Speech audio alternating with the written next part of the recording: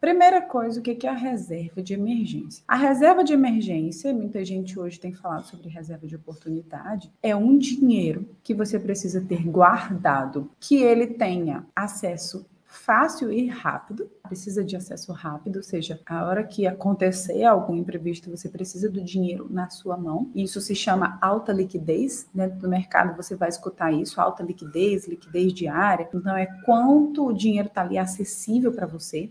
O dinheiro precisa estar seguro, sem oscilações, sem volatilidade, porque eu tenho acesso rápido às ações. As ações me dão dinheiro ali em 2 dias úteis, mas ela tem muita volatilidade e oscilação. Hoje eu tenho 10 mil, amanhã eu tenho 9 mil. E eu não quero que tenha essa oscilação, porque o imprevisto ele pode acontecer a qualquer momento. E essa oscilação, para mim, é correr risco de perder dinheiro. Então, acesso rápido, liquidez alta, liquidez diária, isso é uma característica da reserva de emergência. E quem não entende isso pode se atrapalhar, né? Porque tem gente que vai e coloca o dinheiro numa previdência privada que tem uma liquidez de 15 dias, por exemplo, às vezes, liquidez de 30 dias, dependendo da previdência. Então, você tem que entender esse primeiro tópico, né? Um dinheiro guardado que tem que ter liquidez alta, liquidez diária. Segundo, oscilação. Não pode ter oscilação, tem que ser um dinheiro seguro, não pode correr o risco de o seu dinheiro estar preso. Segurança sem oscilação. E o terceiro, e realmente nós estamos colocando aí em ordem de prioridade, terceiro é a rentabilidade. E a rentabilidade mínima aceitável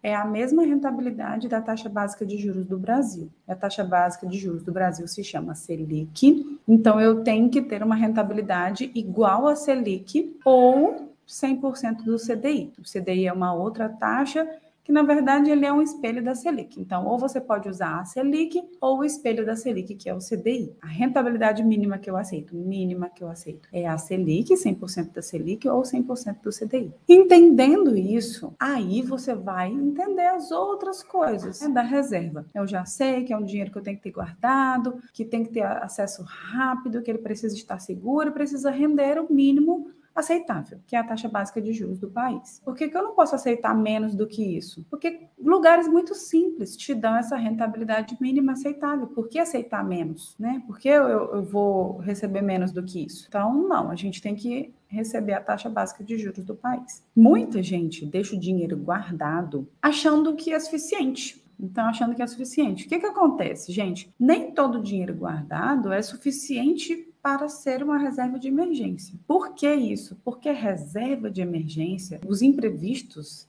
eles são imprevisíveis, lógico, o nome próprio já diz, e também eles são imprevisíveis no seu valor, na necessidade, qual vai ser o valor que eu vou precisar. Então, pode ser um imprevisto em que eu preciso de 5 mil reais, pode ser um imprevisto em que eu preciso de 10 mil reais, mas pode ser um imprevisto em que eu precise de muito mais dinheiro. Então, o valor que eu tenho que ter guardado, ele é muito mais baseado no custo de vida que eu tenho por mês. Então, imagina aqui comigo, todos os meses eu preciso de 10 mil reais para viver, né? Eu estou usando um valor aleatório, pensando aí nas profissionais médicas. Todos os meses eu preciso de 10 mil reais para viver. Então, a sua reserva de emergência, ela é baseada no seu custo de vida, multiplicando 6 a 12 vezes, ou seja, você tem que ter mais ou menos 6 meses a 1 ano de dinheiro guardado, caso aconteça alguma coisa com você, algum imprevisto. Então, como é o cálculo? É 6 a 12 vezes, então 6 a 12, aí você decide, né, de 6 a 12 vezes o seu custo de vida mensal. Não é baseado no dinheiro que você ganha.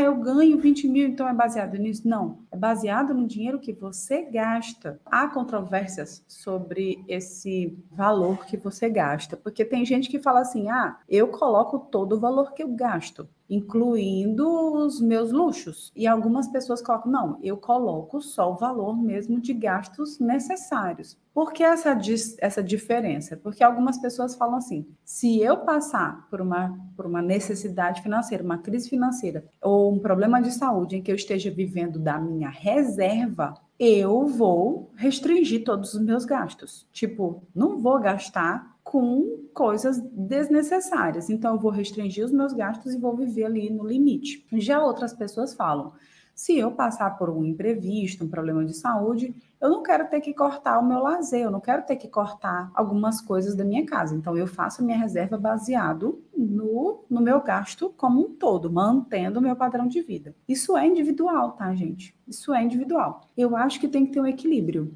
Nem para menos, nem corta todos os seus gastos para fazer reserva, nem também mantém todos os seus luxos, porque se eu estiver usando a minha reserva, e já aconteceu isso comigo, eu reduzi sim os meus gastos. Eu reduzi os meus gastos. Falei, não, peraí, eu estou vivendo da minha reserva, não faz sentido eu continuar gastando normalmente, não. Eu reduzi os meus gastos e mantive ali no nível básico. Não cortei tudo, como nessa situação em que eu estava com descolamento ovular. Eu estava grávida, então eu tinha alguns alimentos que eu não queria comer, muito enjoo, então eu acabava pedindo comida fora. Então, numa situação dessa, né, se eu restringo todos os meus gastos, eu não tenho a possibilidade também de alguns luxos. Então, eu acho que tem que ter um equilíbrio, tá?